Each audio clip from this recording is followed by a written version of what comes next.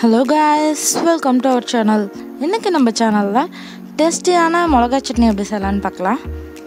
இதுக்கு நான் ஒரு pan எடுத்துர்க்கேங்க. அது ஹீட் ஆனதுக்கு அப்புறமா ஆயில் ஆட் பண்ணிக்கலாம். ஆயில் ஆட் பண்ணிட்டு கொஞ்சம் காரமா நான் அரைக்கிறேங்க. சோ நான் 5 to 6 காஞ்ச மிளகாய் ஆட் பண்ணிக்கிறேன். அதை ஆட் பண்ணிட்டு 4 பெரிய வெங்காயத்தை கட் பண்ணி ஆட் பண்ணிக்கிறேங்க.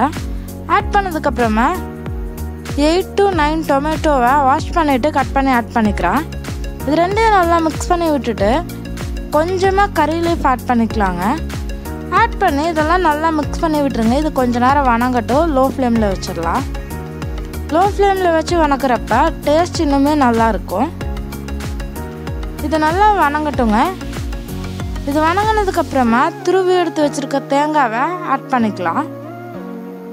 ஆட் பண்ணி அதை நல்லா மிக்ஸ் பண்ணி விட்டுருங்க. மிக்ஸ் பண்ணி விட்டுட்டு ஒரு 2 minutes அப்படியே விடுங்க. பாருங்கள், இப்போ தேங்காவும் சேர்ந்து நல்லா மிக்ஸ் ஆகிருச்சு. ஃபைனலாக ஒரு ஸ்பூன் கொரியாண்டர் பவுடர் ஆட் பண்ணிக்கலாம். ஆட் பண்ணி அதை நல்லா மிக்ஸ் பண்ணிவிட்டு ஸ்டவ் ஆஃப் பண்ணிடுங்க. இது ஒரு 10 minutes ஆறினதுக்கப்புறமா ஜாரில் ஷிஃப்ட் பண்ணிவிட்டு அதில் சால்ட் ஆட் பண்ணி நம்ம கிரைண்ட் பண்ணிக்கலாம். பாருங்கள், நம்மளோட டேஸ்டியான மிளகாய் சட்னி ரெடி. இதை கார சட்னின்னு சொல்லுவாங்க. அவ்வளோதாங்க. இது செம்ம டேஸ்ட்டாக இருக்கும். இதை நீங்கள் தோசை இட்லிக்கு ட்ரை பண்ணலாம். இட்லிக்கும் பணியாரத்துக்கும் இது டேஸ்ட் சூப்பராக இருக்குங்க.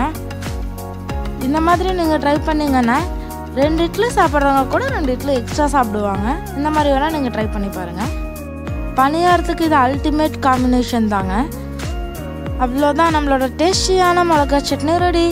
தேங்க்ஸ் ஃபார் வாட்சிங். நம்ம சேனலை லைக் பண்ணுங்கள், ஷேர் பண்ணுங்கள். இது வரைக்கும் சப்ஸ்கிரைப் பண்ணாதவங்க எல்லோரும் சப்ஸ்கிரைப் பண்ணிக்கோங்க.